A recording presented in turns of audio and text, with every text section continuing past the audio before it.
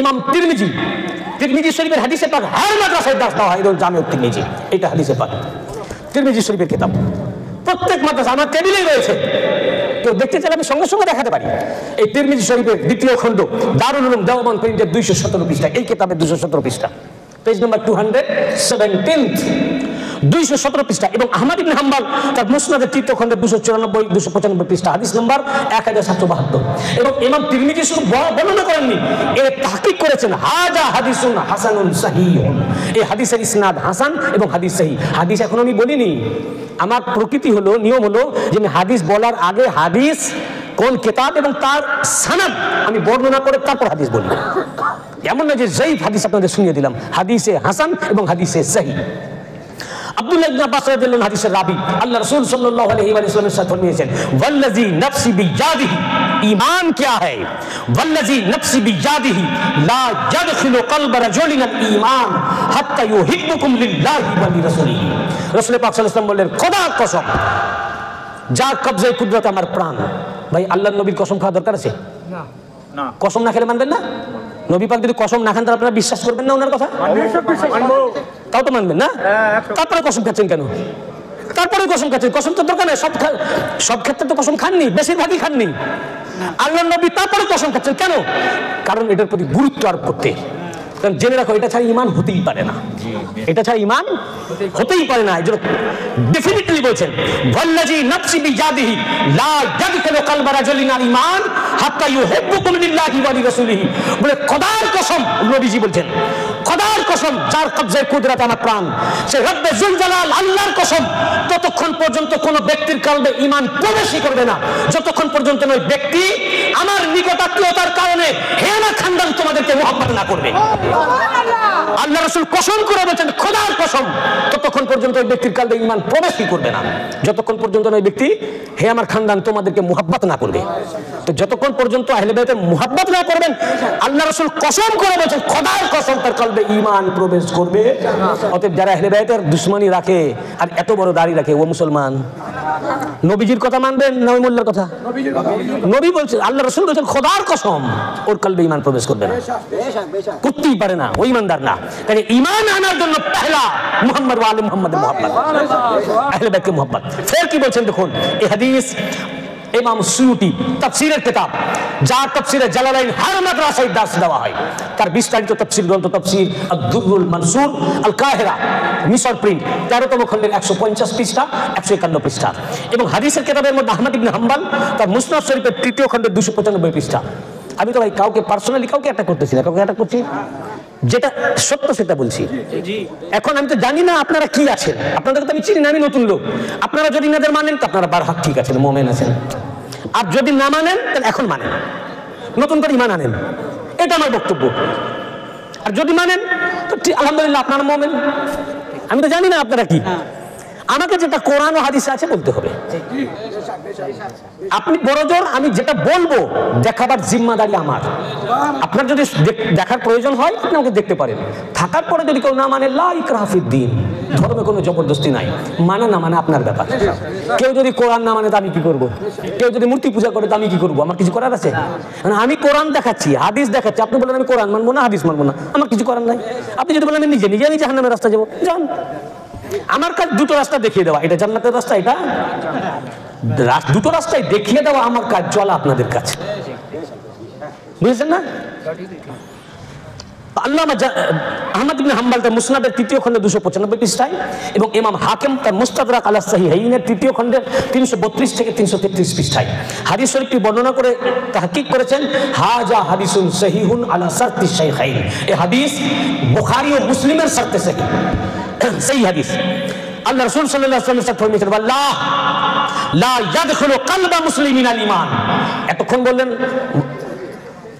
ওয়াল্লাযী নাফসি বিয়াদিহি লা ইয়াদখুলু কলবা রাজুলিন আল ঈমান, রাজুলিন আল ঈমান, ততক্ষণ পর্যন্ত ওই বান্দার কলবে ঈমান প্রবেশ করবে না। এখানে বান্দা বলতেছেন না, আল্লাহ লা ইয়াদখুলু মুসলিমিন আল ঈমান, ততক্ষণ পর্যন্ত ওই মুসলমানের কলবে ঈমান প্রবেশ করবে না। মারাত্মক কথা, বলবো মুসলমান তিনি মুমিন না, নবীজি বলছেন।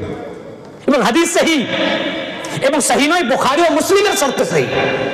ইমাম হাকিম বলছে শুধু আমার শর্তে নয়, বুখারী ও মুসলিমের শর্তে সেই লা ইয়াদখিলু কলবা মুসলিমিন আল ঈমান। ওই যে রাসূল পাক বলেছেন ওয়ালাকিন কুলু আসলামনা, কোরআন আল্লাহ পাক বলছেন তোমরা নিজেকে মুসলমান বলতে পারো, ওয়ালাম্মা ইয়াদখুলুল ঈমান ফি কুলুবিকুম, তোমরা নিজেকে মুসলমান বলতে পারো কিন্তু তোমাদের কলবে ঈমান প্রবেশ করেনি, তোমরা মুমিন না। রাসূল পাক বলেছেন ওয়াল্লাহ, খোদার কসম, লা ইয়াদখিলু কলবা মুসলিমিন আল ঈমান, খোদার কসম ততক্ষণ পর্যন্ত ওই মুসলমানের কলবে ঈমান প্রবেশ করবে না। মুসলমানের মানে কলমা পড়েনি কি, কলমা না পড়লে মুসলমান কি করে হলো? তবে ততক্ষণ পর্যন্ত ওই কলমা পড়নেওয়ালার কলবে ঈমান প্রবেশ করবে না।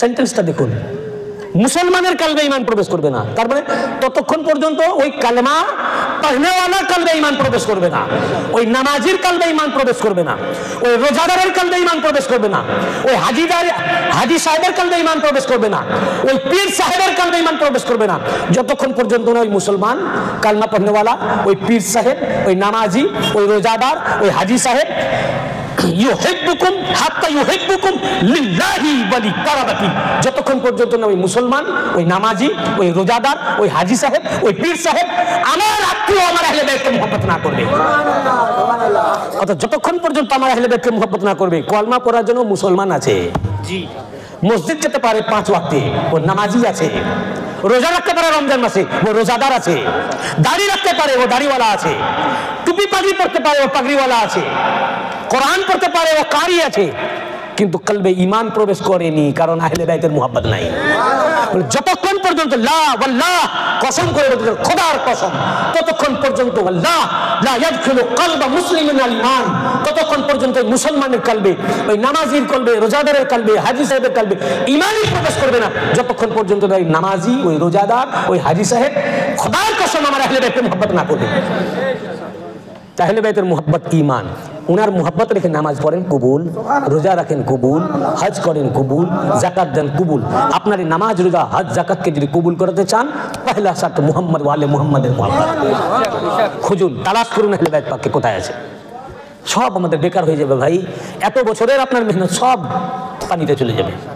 এটা ঠিক করেন ভাই, আমি আপনাদের কাছে এসেছি এই জন্য, সঠিকটা পৌঁছে দেওয়ার জন্য। দেখুন কেতাবে আছে কিনা, কেতাবে না থাকে দেখাবার জিম্মাদারি আমার, আমি বারবার বলছি। এবং ইমাম ফখরুদ্দিন রাজি রহমতুল্লাহ আলাইহি সব নারা আরবি, এগুলো জাবাজের বিহীন। তো তাফসীর আল কবীরে 32 ভলিউমে লেখা, তার 27তম খণ্ডের 167 পৃষ্ঠায়, এবং তাফসীরে রুহুল বায়ান এবং তাফসীর আল আরবি 2য় খণ্ডের 112 পৃষ্ঠা, 3খানা তাফসীরের মধ্যে রাসূল পাক সাল্লাল্লাহু আলাইহি ওয়াসাল্লাম বলেন, আলা খবরদার শুনে নাও, আমার আহলে বাইতের ব্যাপারে জবানদারাজি করতে যেও না। আল্লাহ ওয়া মান মাতা আলা হুব্বি আলে মুহাম্মাদিন মাতা মুমিনান মুস্তাকমিলাল ঈমান, যারা আমার আহলে বাইতকে মুহাব্বত করবে এবং আহলে বাইতের মুহাব্বত রেখে মৃত্যুবরণ করবে, ও মুকাম্মাল ঈমানের সাথে মৃত্যুবরণ করবে। মুমিন कौन है जिसके दिल में मुहब्बत अहले बैत है। আহলে বাইত পাকের মুহাব্বত ছাড়া ইবাদত গ্রহণযোগ্য নয়। এটা হলো মুহাব্বত। এই জন্য বলেন লা আসআলুকুম আলাইহি আজরান ইল্লাল মাবাদাতা ফিল কুরবা। আহলে বাইতের মুহাব্বত ছাড়া বলে দিন, আল্লাহ পাক বলছেন হে নবী বলে দিন, আমি তোমাদের নিকট হতে আহলে বাইতের লাভ নাই, উনাদের ভালাই নাই, তোমার ভালাইর জন্য, তোমার ঈমানকে বাঁচাবার জন্য, ঈমান সংরক্ষণের জন্য বলে দিন, তোমাদের কাছ থেকে আমার আহলে বাইতের মুহাব্বত ছাড়া কিছুই চাই না। আহলে বাইতের মুহাব্বত ছাড়া কোনো ইবাদত গ্রহণযোগ্য নয়। এই জন্য রাসূল পাক সাল্লাল্লাহু আলাইহি ওয়া সাল্লাম ইরশাদ ফরমিয়েছেন এই হাদিসে পাক, এই হাদিস আহলে বাইতের মুহাব্বত ছাড়া কোনো ইবাদত আল্লাহর দরবারে গ্রহণযোগ্য নয়। তিরমিজি ইমাম ফখরুদ্দিন রাজি রাহমাতুল্লাহ আগে যে কিতাব বললাম ওই একই কিতাবের মধ্যে মাম্মাতা আলা বুগযে আলে মুহাম্মাদিন মাতা কাফিরান, যারা আলে মুহাম্মাদের উপরে দুশমনি রেখে মারা যাবে সে কাফির হয়ে মৃত্যুবরণ করবে। অতএব আপনার ইবাদতকে কবুল করাবার জন্য প্রথম শর্ত কি? আহলে বাইত পাকের, আহলে বাইত পাক বলুন সবাই, আলী, ফাতেমা, হাসান, হুসাইন, হুজুর গাউস পাক, খাজা মাইনুদ্দিন চিশতি রাহমাতুল্লাহ আলাইহি, সমস্ত আলে মুহাম্মদ, ইনাদের মুহাব্বত রাখা। মুহাব্বত ছাড়া কোনো ইবাদত গ্রহণযোগ্য কবুল হবে না, ইবাদত জাহান্নামে যাবে। আপনি বলবেন যে আপনার বড় কথা আমি বলি নাই, যা কথা এই মুখ দিয়ে বার হবে সবই হাদিসে আছে, সবই হাদিসে আছে। নামাজ কোনো কাজে আসবে না, রোজা কোনো কাজে আসবে না, আপনি যে নবীর কলমা করেছেন তার বংশধরকে ভালোবাসবেন কিনা জন্য দলিল চায়, অথচ এত দলিল রয়েছে। এ কেমন যুক্তি? যিনি আমাদের পয়গম্বর তার বংশধরকে ভালোবাসতে হবে কিনা। এখন খ্রিস্টানদের মাঝে যদি কেউ এসে বলে আমি ঈসা আলাইহিস সালামের বংশধর, সে খ্রিস্টানরা তাকে কোথায় রাখবে? মাথায় নিয়ে তুলবে না ঘাড়ে নিবে? হ্যাঁ, ইমাম হুসাইন আলাইহিস সালাম যিনি শহীদ হলেন, ওনার সর মোবারক যখন নিয়ে যাওয়া হলো তো ওখানে খ্রিস্টান ছিল, তো জিজ্ঞাসা করলো যে এটা কার মাথা? তখন বললো যে ইমাম হুসাইনের। বলে উনি কে? বলে মুহাম্মদুর রাসূলুল্লাহর নাতি। বলে উনি কে? না, আমাদের পয়গম্বর। তখন সে কাঁদতে লাগলো, সে আফসোস করতে লাগলো। বলে আফসোস? বললেন যে আমাদের গির্জায় আমাদের পয়গম্বর ঈসা আলাইহিস সালামের উনি যে ঘোড়া ব্যবহার করতেন, সে ঘোড়ার পায়ের একটা নাল রাখা আছে। ঘোড়ার পায়ে যে লোহার নাল লাগানো থাকে, আমাদের পয়গম্বর যে ঘোড়া ব্যবহার করতেন সে ঘোড়ার পায়ের নাল রাখা আছে। ওই নালটাকে পয়গম্বরের ব্যবহৃত ঘোড়ার পায়ের খুরের নালের সম্মানের জন্য প্রত্যেক বছর একটা অনুষ্ঠান হয়, উৎসব হয়, এবং আমরা ওই নালের তাজিম করি। আমরা আমাদের নবীর ব্যবহৃত জানোয়ারের পায়ের খুরের নালের এইরকম সম্মান করি, আর তোমরা তোমাদের নবীর নওয়াসাকে শহীদ করে দিলে। ধিক্কার দিয়ে সেখান থেকে বেরিয়ে গেল। এই হলো আমরা মুসলমান। আমরা যার কলেমা পড়েছি, বুঝতে পারছেন না? আমরা কি বলছি জানেন? এক জায়গায় ইহুদি আছে, এক জায়গায় খ্রিস্টান, একটা খ্রিস্টান আছে এবং মুসলমান, তিন ভাই যাচ্ছে। ইহুদি খুব গর্ব করছে, মুসা আলাইহিস সালামের তারিফ করছে যে আমাদের মুসা আলাইহিস সালামের এই মুজেজা ছিল।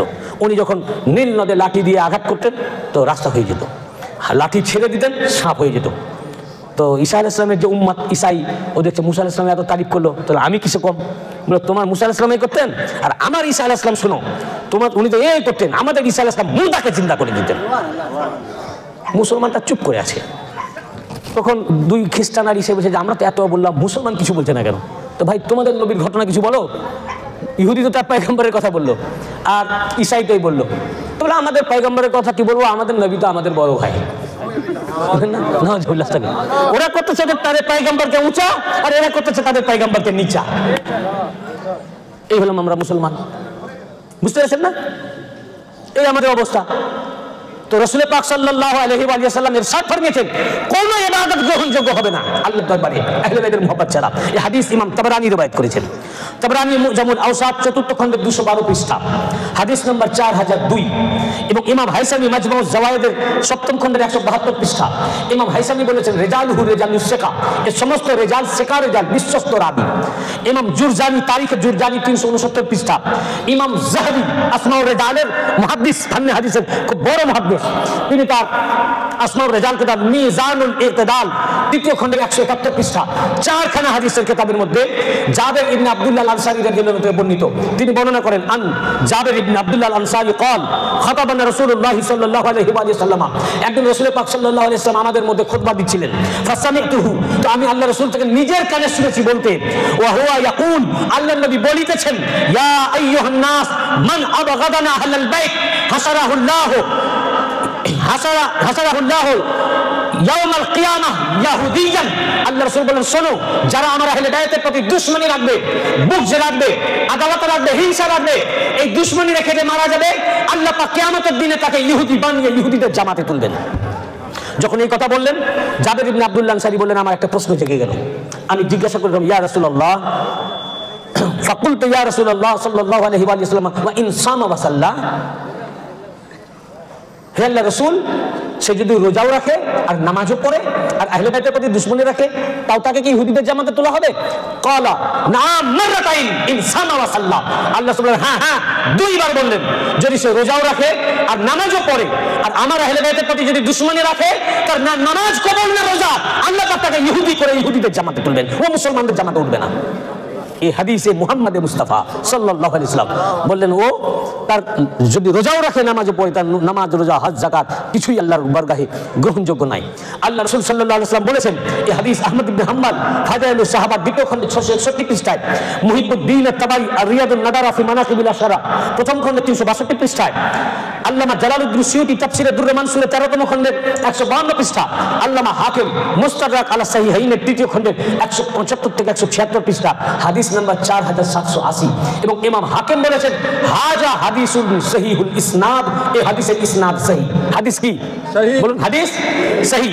রাসূল পাক সাল্লাল্লাহু আলাইহি ওয়াসাল্লাম বলেন আন আবি সাঈদুল খুদরি ক্বালা ক্বালা রাসূলুল্লাহ সাল্লাল্লাহু আলাইহি ওয়া সাল্লাম মান আবগাদানা আহলাল বাইত ফাহুয়া মুনাফিক, যারা আমার আহলে বাইত পাকের প্রতি দুশমনি রাখবে ও মুনাফিক। কে বলেছেন? রাসূল। তো আহলে বাইতের দুশমনি রাখার পরেও যদি বলে যে ও মুমিন, তাহলে আল্লাহ রসুলের বিরোধিতা হলো না? আল্লাহ রসুলের কথা সত্য হবে না মিথ্যা হবে? আল্লাহ রসুল বলেছেন যারা আমার আহলে বাইতের প্রতি শত্রুতা রাখে ও মুনাফিক। তাহলে যারা আজ পর্যন্ত আহলে বাইতের বিরুদ্ধাচরণ করছে জেনে রাখেন ও মুনাফিক। এ মোল্লা মৌলবীর ফতোয়া না, এ ফতোয়া এ মুস্তাফা বিয়া, রসুলের পাকের ফতোয়া। ফের রাসূল পাক সাল্লাল্লাহু আলাইহি ওয়াসাল্লাম বলেন, এই হাদিস আল্লামা হাকিম মুস্তাদরাক আলা সাহিহাইন কিতাবের তৃতীয় খণ্ডের 175 176 পৃষ্ঠার মধ্যে বর্ণনা করেছেন। আবার এই হাদিস ইবনে হিব্বান তার সহিহ ইবনে হিব্বানের 15তম খণ্ডের 435 পৃষ্ঠায় সহিহ সনদে বর্ণনা করেছেন। এবং আল্লামা জালালউদ্দিন সুয়ুতী তাফসীরে দুরর মানসুরের 13তম খণ্ডের 152 পৃষ্ঠায় বর্ণনা করেছেন। এবং ইমাম হাকিম হাদিসটির সনদ বলেছেন হাযা হাদিসুন সহিহুল ইসনাদ, হাদিস সহিহ। কি রাসূল পাক সাল্লাল্লাহু আলাইহি ওয়াসাল্লাম ইরশাদ ফরমিয়েছেন আন আবি সাঈদুল খুদরি قال قال رسول الله صلى الله عليه وآله وسلم والذي نفسي بيده لا يبغضون أهل البيت أحد إلا أدخله الله النار। আল্লাহ রাসূল সাল্লাল্লাহু আলাইহি ওয়াসাল্লাম বলেন খোদার কসম, কসম খাওয়ার দরকার নাই, এরপরে এখানে কসম করছেন, বলে খোদার কসম আমার আহলে বাইত যার কবজায় কুদরত আমার প্রাণ, জেনে রাখো আমার আহলে বাইত পাকে কোন একজনের প্রতি যদি কেউ দুশমনি রাখে, এইরকম দুশমনি আহলে বাইত একজনও থাকতে পারে না যাকে আল্লাহ পাক কিয়ামতের পরে জাহান্নামে নিক্ষেপ করবেন না। অর্থাৎ যারাই আমার আহলে বাইতের প্রতি দুশমনি রাখবে আল্লাহ পাক তাকে জাহান্নামে নিক্ষেপ করবেন। অর্থাৎ দুশমনি আহলে বাইত কি? জাহান্নামী। বলুন দুশমনি আহলে বাইত জাহান্নামী। কে বলেছেন? রাসূল পাক। আমি তো আমার হুজুর পাকের কথা বলছি না, মেদিনীপুর দরবার আমার পীর সাহেবের কথা বলতেছি না। এসব হাদিস সব মৌলবীকে মানতে হবে। তাফসীরের কিতাব মাদ্রাসায় পড়ানো হয়, হাদিস সহিহ, হাদিসের কিতাব। ফের রাসূল পাক সাল্লাল্লাহু আলাইহি ওয়াসাল্লাম বলেছেন বড় ইমাম পাক ইমাম হাসান আল মুজতাবা আলাইহিস সালাম উনি হাদিসের রাবী, বড় ইমাম পাক রিওয়ায়াত করেছেন ইমাম হাসান মুজতাবা আলাইহিস সালাম। তিনি বলেন এই হাদিস ইমাম তাবরানী মুজামুল কবিরের 3য় খণ্ড বাগদাদ প্রিন্ট 81 পৃষ্ঠার মধ্যে, এবং আল্লামা জালালউদ্দিন সুয়ুতী আল কাহিরা মিশর প্রিন্ট 13তম খণ্ডে 152 পৃষ্ঠা, সব আমার কাছে মওজুদ আছে। ইমাম হাসান আলাইহিস সালাম বর্ণনা করেন আনিল হাসান ইবনে আলী قال قال رسول الله صلى الله عليه وسلم لا يبغضون احد ولا يحسدون احد الا زيد يوم القيامه عن الحوض বিসিয়াতিন মিনান নার। বলে কিয়ামতের দিনে এমন এক ব্যক্তি থাকবে না যারা আমার আহলে বাইত পাকের প্রতি হিংসা করবে, বিদ্বেষ করবে, আর কিয়ামতের দিনে আল্লাহ পাক আগুনের চাবুক দিয়ে হাউজে কাউসার থেকে চাপকে চাপকে বিতাড়িত করবেন না। অর্থাৎ যারা আমার আহলে বাইতের প্রতি দুশমনি রাখবেন আল্লাহ পাক তাদেরকে আগুনের চাবুক দিয়ে চাপকে চাপকে দূর করবেন। লাস্ট একটা হাদিস আমি আপনাদের শুনিয়ে দিই। আপনি ভাবছেন আমি কি এত বড় নামাজি, 80 বছর ধরে নামাজ পড়ছি, এক ওয়াক্ত নামাজ কাজা নাই, তাহাজ্জুদ কাজা নাই, কোনো ইবাদত গ্রহণ হবে না। আপনার তাহাজ্জুদের ফাখর তখন কার্যকরী হবে যদি আহলে বাইতের মুহাব্বত থাকে। কোন কাজে আসবে না, আল্লাহ রাসূল পরিষ্কার করে দিয়েছেন। এই হাদিস আল্লামা হাকিম রিওয়ায়াত করেছেন। কে? ইমাম হাকিম মুস্তাদরাক আলা সাহিহাইন কিতাবের মধ্যে 3য় খণ্ডের 174 পৃষ্ঠা হাদিস নাম্বার 4775, এবং ইমাম হাকিম তাহকিক করেছেন হাযা হাদিসুন সহিহুন আলা শারতি মুসলিম। এই হাদিস ইমাম মুসলিমের শর্তে সহিহ, ইমাম মুসলিমের শর্তে সহিহ। ফের হাদিস মুহিবুদ্দিন আত-তাবারি যাখাইরুল উকবা ফি মানাকিব আয-যারিল কুবরার 51 পৃষ্ঠার মধ্যে। আবার হাদিস ইমাম ফাসাবি আল মারিফাতু ওয়াত তারিখ 1ম খণ্ডের 505 পৃষ্ঠা 3খানা কিতাবের মধ্যে হাদিসের রওয়ায়াত হয়েছে। আবার ইমাম তাবরানী তার মুজামুল কবিরের মধ্যে হাদিস রওয়ায়াত করেছেন। আমি আল্লামা হাকিমের ইবারত পড়ে শোনাচ্ছি, এবং ইমাম মুসলিমের শর্তে হাদিস সহিহ। রাসূল পাক সাল্লাল্লাহু আলাইহি ওয়াসাল্লাম ইরশাদ ফরমিয়েছেন আন ইবনে আব্বাস قال قال رسول الله صلى الله عليه وسلم لو ان رجلا صف بين الركن والمقام وصلى وصام ثم لقي الله وهو مبغض لاهل بيت محمد دخل النار। শুনো, যদি কোনো ব্যক্তি ولو ان رجلا صف بين الركن والمقام, যদি কোনো ব্যক্তি রুকনে ইয়ামান এবং মাকামে ইব্রাহিমা এর মধ্যবর্তী স্থানে চলে আসে এবং সেখানে দাঁড়িয়ে নামাজ পড়ে, আর যদি রোজাও রাখে, আর রোজা রাখা অবস্থায় কাবা শরীফের সামনে রুকনে ইয়ামান এবং মাকামে ইব্রাহিমের মধ্যবর্তী স্থানে নামাজ পড়তে পড়তে কাবা শরীফের সামনে যদি মারাও যায়, আর আমার আহলে বাইতের প্রতি যদি তার ভিতরে দুশমনি থাকে, খোদার কসম আল্লাহ পাক তাকে জাহান্নামে নিক্ষেপ করবে। বুঝতে পারেননি? আরো ক্লিয়ার করে দিই। ধরুন এই পাড়াটার নাম কি? সাতঘরা লাল মসজিদ। এই মেটিয়াবুরুজ এলাকার সাতঘরা লাল মসজিদ এলাকা থেকে একটা লোক হজে গেছে, কি উমরা করতে। হজে গিয়ে 15 দিন পরে 10 দিন পর খবর আসলো টেলিফোন যে হোটেলে স্ট্রোক করে মারা গেছে মক্কা শরীফে। ওখানে কাবা শরীফে জানাজা হয়েছে। এটা শুনে আপনি কি বলবেন? বাপরে কি নসিব, হ্যাঁ, যে একদম আল্লাহর ঘর কাবা যেখানে আছে, মক্কা মুকাররমা, হোটেলে ইন্তেকাল করলেও মক্কা মুকাররমাতেই তো ইন্তেকাল করেছে, সিধা জান্নাত। তার জানাজা হারাম শরীফে হয়েছে। এবং 100 বছর পর তার নাতিপুতি বলবে যে আমার দাদার কবর মক্কা শরীফে। বললে কি মুকাব্বারায় কি যে জান্নাতুল মালা, ওখানে আমার দাদার কবর আছে, হ্যাঁ, গর্ব করে বলবে, বলবে না আমার দাদা সিধা জান্নাতি।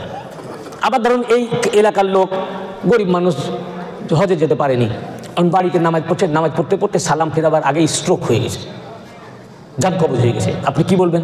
ওই যে বয়স্ক আমার ভাই বসে আছেন, ইনি বলবেন যে আমার 80 বছর কি 90 বছর বয়স, চোখে তো দেখিনি, আমার বাপদাদার কাছে শুনিনি যে নামাজ পড়তে পড়তে পরে মেরাজ হয়ে গেল। হ্যাঁ, নামাজ পড়তে পড়তে জান কবজ, মানে সিধা জান্নাত। কি কপাল করে এসেছিল ভাই দুনিয়ায়, বলবে কিনা ভাই? যে নামাজ পড়তে পড়তে সালাম ফেরাবার আগে আল্লাহর কাছে চলে গেল, সোজা জান্নাত। কেউ রোজা আছে, রোজার হালে হঠাৎ অ্যাক্সিডেন্ট হয়ে গেল, আপনার সর্বদর টাইম হলো না, বলেন কি কপাল, সেহরি করলো পৃথিবীতে, ইফতারি করবে জান্নাতে গিয়ে, ঠিক তাই না? বলে সিধা জান্নাত। আল্লাহ রসুল বলছেন শুধু রোজার হালে নয়, শুধু নামাজ পড়তে পড়তে নয়, শুধু হজ করতে গিয়েও নয়, আবার হজ করতে গিয়ে হোটেলেও নয়, মক্কা শরীফের মধ্যে উত্তম জায়গা হারাম শরীফ, সামনে কাবা।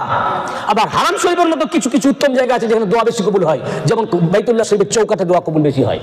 আবার ওই যে হাজরে আসওয়াদ এবং দরজা বাইতুল্লাহ শরীফের যে বাব, তার মধ্যবর্তী স্থান দোয়া কবুল হয় বেশি, হাতিম সেখানে দোয়া বেশি কবুল হয়। আবার রুকনে ইয়ামান এবং মাকামে ইব্রাহিমের মধ্যবর্তী যে স্থান, ওখানে দোয়া বেশি কবুল হয়, উত্তম জায়গা।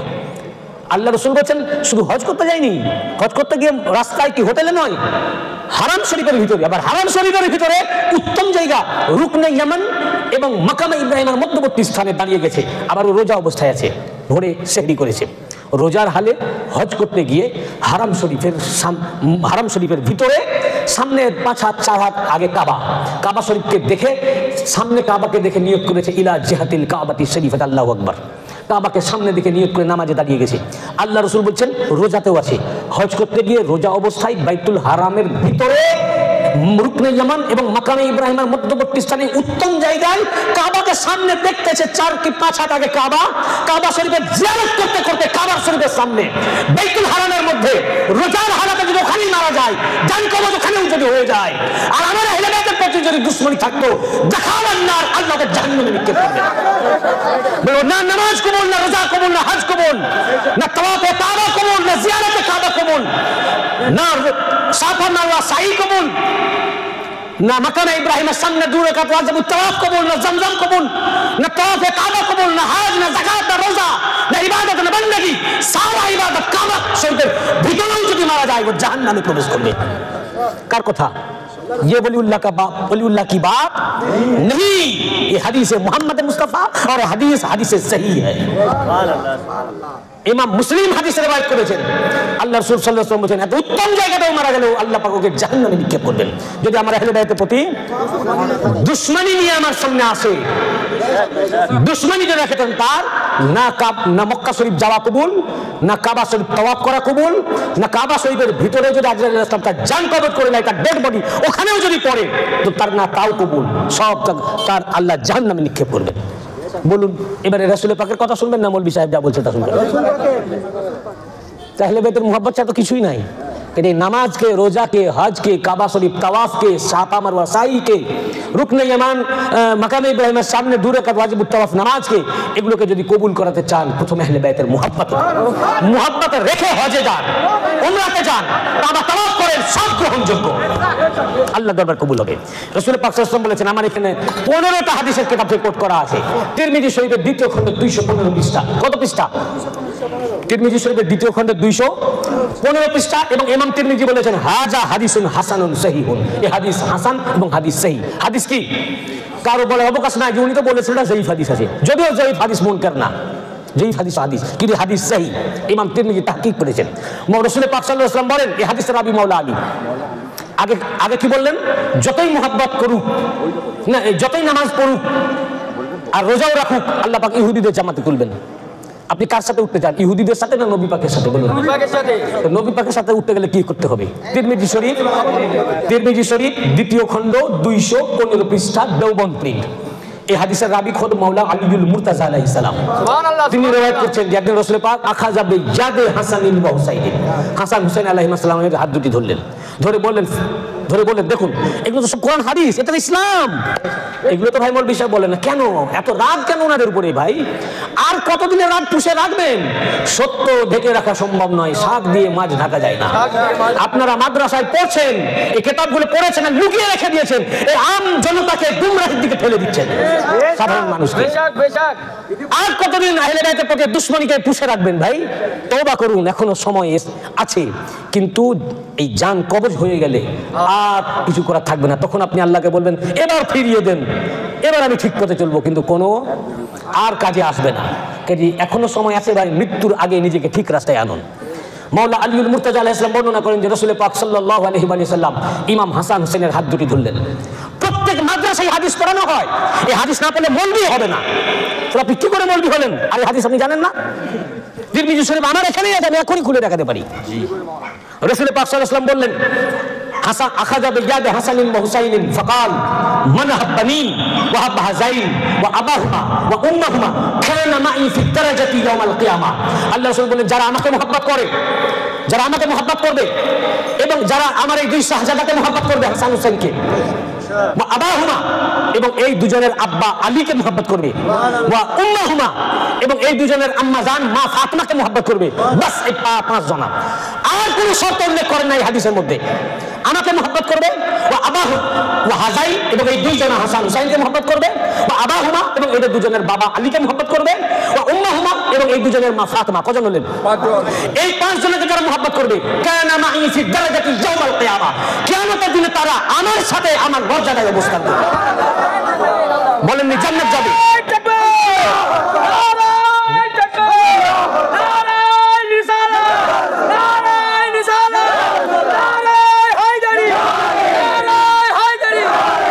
জান্নাত যাবে বলেন নাই? জান্নাতের 8টা জান্নাত আছে। কটা জান্নাত? কোন জান্নাতে যাবে বোঝা যাচ্ছে না। আল্লাহ সুবহানাহু ওয়া তাআলা কানা মাই ফি দারাজাতি, কিয়ামতের দিনে আমি যেখানে থাকবো পাক পান্নাতকে মহব্বত করনে वाला ওখানে থাকবে। আমি আরশে মুআল্লা ছায়ার নিচে থাকবো, তাহলে বাইতকে মহব্বত করনে वाला আরশে মুআল্লা ছায়ার নিচে থাকবে। কানা মাই ফি দারাজাতি, আমি জান্নাতুল ফেরদৌসে থাকবো, আমার সাথে আমার দরজায় থাকবে, আমি যেখানে থাকবো। এবার আপনি ঠিক করুন, নবীজির সাথে উঠবেন না ইহুদির সাথে উঠবেন? তো নবীজির সাথে উঠতে গেলে ইনাদের মহব্বত করতে হবে, এটা হাদিস সহিহ। ইমাম তিরমিজি রওয়ায়াত করেছেন, দারসি কিতাব পাঠ্যপুস্তক মানাকিবে আলীর মধ্যে, মানাকিবে আহলে বাইত, তার ভিতরে মানাকিবে আলী, দারুল উলুম দেওবন্দ প্রিন্ট 215 পৃষ্ঠা।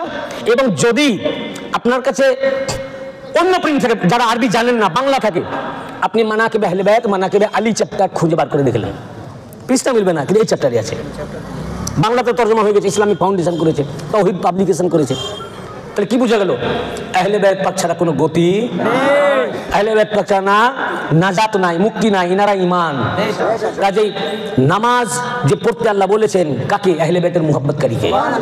আমাদের আহলে বাইতের মুহাব্বত ছাড়া ঈমান নাই। ঈমান হচ্ছে রাসূল পাক এবং রাসূল পাকের আহলে বাইত পাকের মুহাব্বত। আহলে বাইত পাকের রাসূল পাক এবং আলী, রাসূল পাক ও ফাতিমা, রাসূল পাক ইমাম হাসান হুসাইন, রাসূল পাক হুজুর গাউস পাক, যত ইনারা আছেন, যত খানদান আলে মুহাম্মদ, এই জন্য নামাজে আলে মুহাম্মদের মুহাব্বত, এই জন্য নামাজে ভরে দিলেন। আপনারা যদি এরপরে নাম আনতে চান তো নামাজ থেকে বার করে দেন আলে মুহাম্মদের নাম, নতুন নামাজ তৈরি করেন। বুঝতে পেরেছেন না? আর আমি এগুলো কোথা থেকে পেয়েছি? সবই কিতাবে আছে, সব আমি কথা কোরআন হাদিস থেকে বলতেছি। তারাও কোরআন হাদিস পড়েন, কিন্তু এই হেদায়েতের নূর তারা পাননি, এই জন্য পড়েও বুঝতে পারছেন না। আমিও তাদের কাছে পড়েছি, কিন্তু এগুলো বুঝি নাই। যখন আমি আহলে বাইত পাকের দরবারে গেলাম, তখন আহলে বাইত পাকের নূর দিয়ে এগুলো দেখলাম। এই যে বই পড়ার জন্য কি দরকার? আপনাকে বই দেওয়া হলো যে এই কিতাবে আছে, কোরআন দেওয়া হলো যে কোরআনে আছে। এখন আপনি ঘরে নিয়ে গেলেন, লোডশেডিং, কারেন্ট নাই, রাতের বেলা, এখন রাত তো নাকি না দিন? রাত। এখন লোডশেডিং, আপনি কোরআন খুললেন, খুলেও দেওয়া হলো, ওই পৃষ্ঠায় বার করে এখান থেকে বার করেছেন, নিয়ে গেলেন, পড়তে পারবেন? তাহলে কোরআনে নাই? সামনে খোলা নাই? খোলা আছে, কোরআন দেখতেছেন তো, কিন্তু পড়তে পারতেছেন না কেন? পড়ার জন্য দরকার আলো। পড়ার জন্য কি দরকার? আলো। সায়েন্স কি বলছে? তাহলে আলো যদি দরকার হয়, তাহলে আলোটাকে চোখে যদি মারা যায়, দেখা যাবে না, মারতে হবে ওখানে। কারণ আলোটা যখন ওখানে পড়বে, প্রতিফলন, আপনারা পড়েছেন সায়েন্স চ্যাপ্টারে, লাইট চ্যাপ্টারে, ফিজিক্সে আছে, ফিজিক্স কোনো বস্তুকে আমরা কখন দেখি? যখন ওটার উপরে আলো আপতিত হয় এবং ওখান থেকে আলো প্রতিফলিত হয়ে চোখে আসে, তখন ওটাকে আমরা দেখতে পাই। ওটার উপরে আলো পড়বে, আলো রিফ্লেক্ট হয়ে চোখে আসবে, তখন দেখতে পাওয়া যাবে। তাহলে পড়ার জন্য শুধু বই কাফি নয়, কেতাব কাফি। কেতাবটাকে পড়ার জন্য দরকার লাইট। দরকার কি? লাইট, আলো। ঠিক এই কোরআন বা হাদিস বা যে কোনো বই পড়ার জন্য দরকার আলো। আর এই কোরআন থেকে হেদায়েত পাওয়ার জন্য দরকার ওই আলো, নূরে মুহাম্মাদি। নূরে মুহাম্মাদের লাইট দিয়ে দেখতে হবে। এই নূরে মুহাম্মাদের আহলে বায়াতের দরবারে যতক্ষণ না যাবে, আহলে বায়াতের দরবার থেকে যতক্ষণ কোরআন না শিখবে, কোরআন থেকে হেদায়েত। এই জন্য কোরআনই বলছে ইউদিল্লু বিহি কাসীরা ওয়া ইয়াহদি বিহি কাসীরা। কোরআন দ্বারা অধিকাংশ মানুষ পথভ্রষ্ট হবে, কোরআন দ্বারা অধিকাংশ মানুষ হেদায়েত প্রাপ্ত হবে, যারা আহলে বায়াতের তার নূর থেকে নিবে। বুঝতে পেরেছেন না? এই জন্য আল্লাহ নবী কি বলেছেন, আমি তোমাদের মাঝে দুইটি গুরুত্বপূর্ণ জিনিস ছেড়ে গেলাম। ইন্নী তারাকতু ফীকুম মান ইন আখাযতুম বিহি লান তাদিল্লু কিতাবুল্লাহ ওয়া ইকরাতি আহলি বাইতি। আমি তোমাদের মধ্যে দুইটি গুরুত্বপূর্ণ জিনিস রেখে যাচ্ছি, একটি কোরআন, দ্বিতীয়টি আমার ইকরাত, আমার আহলে বাইত। এই দুটোকে যদি আঁকড়ে ধরো, লান তাদিল্লু, কখনো তোমরা পথভ্রষ্ট হবে না। রেখে গেলাম কোরআন। কোরআন কি? হেদায়েত। রেখে গেলাম কোরআন, আর কোরআন থেকে হেদায়েত নেওয়ার জন্য লাইট আমার আহলে বাইত। আহলে বাইতের কাছে যাও, আহলে বাইতের রোশনি দিয়ে কোরআন শিক্ষা করো, হেদায়েত পাবে। আমার যে শিক্ষা সব আহলে বাইতের দরবার থেকে। কোথা থেকে? আমি আহলে বাইত পাকের দরবারের গোলাম, আমি ওই দরবারের মুরিদ। আমার পীর নবীজির আহলে বাইত। আমার যিনি পীর ও মুর্শিদ সৈয়দনা হযরত সৈয়দ শাহ রশিদ আলী আল কাদেরী আল হাসানী আল হুসাইন আল বাগদাদি আলাইহিস সালাম, তিনি রাসূল পাকের 35তম বংশধর। উনি বোধহয় 2 বছর অতীত হয়ে গেল উনি পর্দা নিয়েছেন। এখন ইনাদের সিস্টেম হচ্ছে সার্ভাইভাল এল্ডেস্ট সন গাদ্দি নসির হন খানদান।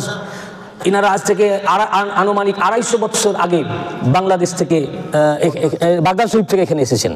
বাগদাদ শরীফ থেকে ওনারা আজ থেকে আনুমানিক 250 বছর আগে ওনারা এসেছেন। ওনারা বাগদাদ শরীফ থেকে হুজুর গাউসে পাকের শাহজাদা সৈয়দনা আব্দুর রাজ্জাক আলাইহিস সালাম, ওনার আওলাদ পাক সিরিয়ার হামা শরীফে গেছিলেন। ওখানে খানকা শরীফ আছে আমাদের হুজুর পাকদের পূর্বপুরুষের।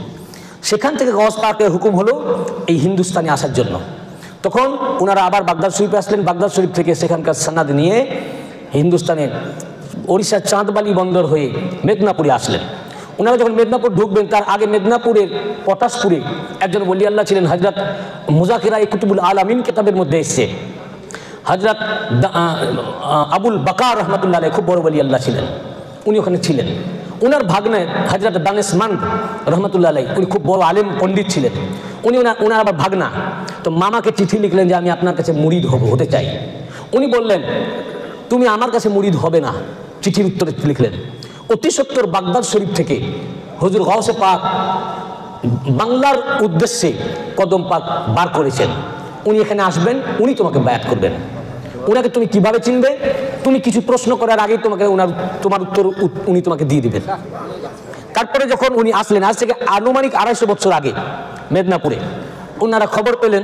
তখন হযরত দানেশমন্দ ওনাকে দাওয়াত দিলেন। উনি ওনার দরবারে আসলেন, ওনার ঘরে আসলেন। দানেশমন্দকে দেখেই গাউসে সানি পাক, যিনি 250 বছর আগে এসেছিলেন, সৈয়দনা জাকির আলী আল কাদেরী আলাইহিস সালাম, ওনার আব্বা, ওনার 4 ছেলেকে সাথে করে নিয়ে এসেছিলেন, সৈয়দনা আব্দুল্লাহ আল জিলানী আলাইহিস সালাম। তিনি দেখেই বললেন তোমার মামা হযরত সৈয়দ শাহ আবুল বাকার রহমাতুল্লাহ আলাইহি, ওনার কাছে তুমি বায়াত হওয়ার ইচ্ছা পোষণ করেছিলে। বলে হুজুর এটা কি করে জানলেন? তখনকার যুগে টেলিফোন তো দূরের কথা, চিঠির জামানাই ছিল না যে ইরাকে চিঠি যাবে, হ্যাঁ, যে উনি জানিয়েছেন কি। আর উনি আসছেন, এটাও চিঠির জামানা ছিল না। ইনি কত বড় ওলি, কাশফের মাধ্যমে জেনে গেছেন হুজুর গাউসে পাকের আওলাদ পাক আসছেন, আহলে বাইত পাক। তো উনি তোমাকে মুরিদ করেন নাই, উনি বলার আগেই ইনি বলে দিচ্ছেন। এবং উনি বলেছিলেন যে গাউসে পাকের আওলাদ আসছেন, তিনি বায়াত করবেন, আমি এসেছি তোমাকে মুরিদ করার জন্য। এরপরে হযরত দানেশমন্দ বায়াত গ্রহণ করলেন। ভারতবর্ষের প্রথম বায়াত উনি। তারপর সেখান থেকে বর্ধমান জেলার খুস্তিগিরি হয়ে, বীরভূম জেলার খুস্তিগিরি হয়ে বর্ধমানের মঙ্গলকোট শরীফে তাশরিফ আনলেন। মঙ্গলকোট শরীফে বড় শাহজাদা সৈয়দনা জাকির আলী আল কাদেরী আলাইহিস সালামকে রাখলেন। ছোট শাহজাদা ওখান থেকে মেজর শাহজাদা সৈয়দনা হযরত সৈয়দ শাহ রওশন আলী আল কাদেরী আলাইহিস সালাম বিহারে চলে গেলেন। বিহারের ওই এলাকা উনার নাম অনুসারে হয়ে গেল হযরত রওশনগঞ্জ। এখন রওশনগঞ্জ বললে ওখানে আপনাকে পৌঁছে দেবে উনার নাম অনুসারে। উনি ওখানে থাকলেন। তারপর এনাদের খানদান চলতে থাকলো। গাউসে সানি পাক বড় ছিলেন, উনি সাজ্জাদা নসীন ছিলেন। এই সিলসিলার সিস্টেম হচ্ছে যে ইনাদের যত আওলাদ বা ভাই, ইনারা সবাই খানদান আছেন, খানদান অবশ্যই, কিন্তু সাজ্জাদা নসীন হবেন যিনি সার্ভাইভাল এল্ডেস্ট সান, যিনি বড় হায়াতে থাকবেন তিনি। এই নিয়ম অনুসারে গৌসে সানি পাক সৈয়দনা শেখ জাকির আলী আল কাদেরী, যিনি 250 বছর আগে উনি গদ্দিনশীন ছিলেন, ওনার পরে সৈয়দনা শেখ তোফাইল আলী আল কাদেরী, তারপরে ওনার পরে সৈয়দনা শেখ মেহের আলী আল কাদেরী, তারপরে ওনার পরে সৈয়দনা শেখ মুর্শিদ আলী আল কাদেরী, যিনি মাওলা পাক নামে পরিচিত। 4 ফাল্গুন উরুস পাক হয়। বাংলাদেশ থেকে উরুস উপলক্ষে একটা স্পেশাল ট্রেন আছে। ভারতবর্ষের বিভিন্ন ইন্ডিয়া, পৃথিবীর বিভিন্ন দেশ থেকে ওনার মুরিদরা আসেন। লন্ডন, আমেরিকা, কানাডা সব দেশে ওনাদের মুরিদ আছে, তারা ওই উরুস পাকে আসেন। ওনার পরে গদ্দিনশীন হলেন সৈয়দনা শেখ ইরশাদ আলী আল কাদেরী আলাইহিস সালাম, উনি বড় শাহজাদা। ওনার আরো ভাই শাহজাদা ছিলেন, কিন্তু উনি গদ্দিনশীন, বড় গদ্দিনশীন হন। তারপরে গদ্দিনশীন হলেন তার বড় শাহজাদা সৈয়দনা শেখ মুস্তারশিদ আলী কাদেরী আলাইহিস সালাম। উনার নাম পাকে মুর্শিদাবাদ জেলার কাদুয়া গ্রামে আল মাদ্রাসাতুল কাদেরিয়াতুল মুস্তারশিদিয়া প্রতিষ্ঠিত হয়েছে। তারপরে তার বড় শাহজাদা সৈয়দনা শেখ রশিদ আলী আল কাদেরী আল হাসানী আল হুসেইন আল বাগদাদি আলাইহিস সালাম, যিনি আমার পীর ও মুর্শিদ, উনি গদ্দিনশীন। তারপরে এখন ইনি বড় বর্তমান সাজ্জাদা নসীন হচ্ছেন সৈয়দনা হযরত সৈয়দ শাহ ইয়াসুব আলী আল কাদেরী আল হাসানী আল হুসেইন আল বাগদাদি মাদ্দাজিল্লাহুল আলী। ইয়াসুব এই নামটা মাওলা আলী আলাইহিস সালামের নাম পাক, এটা ওনারও নাম পাক ইয়াসুব, ইনারও এই নাম পাক। তো বর্তমান যিনি এখন সাজ্জাদা নসীন, ইনি রাসূল পাক সাল্লাল্লাহু আলাইহি ওয়াসাল্লামের ডাইরেক্ট 36তম বংশধর। হি ইজ হলিনেস মাই হুজুর পাক কিবলান কাবা সৈয়দনা হযরত সৈয়দ শাহ ইয়াসুব আলী আল কাদেরী আল হাসানী আল হুসেইন আল বাগদাদি মাদ্দাজিল্লাহুল আলী ওয়া দামাত বারকাতুহু is the 36th descendant of Muhammadur Rasulullah sallallahu alaihi wasallam and 23rd descendant of Pirane Pir, Minare Mir, Dastagir Rosan Damir, Huzur Ghausul Azam Sheikh Muhyiddin Abdul Qadir Jilani Al Hasani Al Hussein Al Baghdadi alayhi salam। বর্তমান মেদিনীপুর দরবার পাকের সাজ্জাদা নসীন হযরত পাক সৈয়দনা হযরত সৈয়দ ইয়াসুব আলী আল কাদেরী আল হাসানী আল হুসেইন আল বাগদাদি মাদ্দাজিল্লাহুল আলী ওয়া দামাত বারকাতুহু, তিনি হচ্ছেন রাসূল পাক সাল্লাল্লাহু আলাইহি ওয়াসাল্লামের 36তম বংশধর, মাওলা আলী ও ফাতেমার 35তম বংশধর, এবং হুজুর গাউসে পাক পিরানে পীর মিরানে মীর দস্তগীর রোশন জমির শেখ মুহিউদ্দিন আব্দুল কাদের জিলানী আল হাসানী আল হুসেইন আল বাগদাদি আলাইহিস সালামের ডাইরেক্ট 23তম বংশধর। আমি ওই দরবারের গোলাম। আমি আমার পরিচিতি দিতে গিয়ে এটা বললাম, আমার যা কিছু শিক্ষা ওনাদের থেকে, যা পেয়েছে চৌকাঠ থেকে। আহলে বাইত পাক না দেখলে বুঝতে পারবেন না যে আহলে বাইত কাকে বলে। ওনাদের চেহারা মুবারক নূর, দেখলেই বোঝা যাবে। আপনাদের এলাকার অনেকে যান, অনেকে মুরিদও আছেন, জিজ্ঞাসা করুন ওনার চোখের দিকে তাকিয়ে কথা বলতে পারেন কিনা। আমি ওই দরবারের গোলাম ও খাদেম, এরপরেও আমি হুজুর পাকের সাথে কথা বলার সময় মাথা নিচু করে কথা বলি, তাকিয়ে বলতে পারি না। চেহারা নূর তো রওশন, আলোর দিকে তাকানো যায় নাকি? এটা আমার মুখের কথা, আপনারা অনুভব করতে পারলেন না, কিন্তু যেদিন দেখবেন সেদিন অনুভব করতে পারবেন। বুঝতে পেরেছেন না? এতক্ষণ যে আহলে বাইত পাকের কথা শুনলেন, ইনারা হচ্ছেন সেই আহলে বাইত পাক। আর আল্লাহ পাক এই আহলে বাইতের নাম নামাজের মধ্যে ভরে নিয়েছেন। আল্লাহুম্মা সাল্লি আলা মুহাম্মাদিন ওয়া আলা আলে মুহাম্মদ। এই আলে মুহাম্মদের মুহাব্বত ছাড়া, ওনাদের নাম পাক ছাড়া, ওনাদের জিকির ছাড়া নামাজই হবে না। এই আলে মুহাম্মদ বলবেন, ওনার স্মরণ হবে। এই জন্য আলে মুহাম্মদের কাছে যাওয়া জরুরি, খোঁজা জরুরি ওনাদেরকে।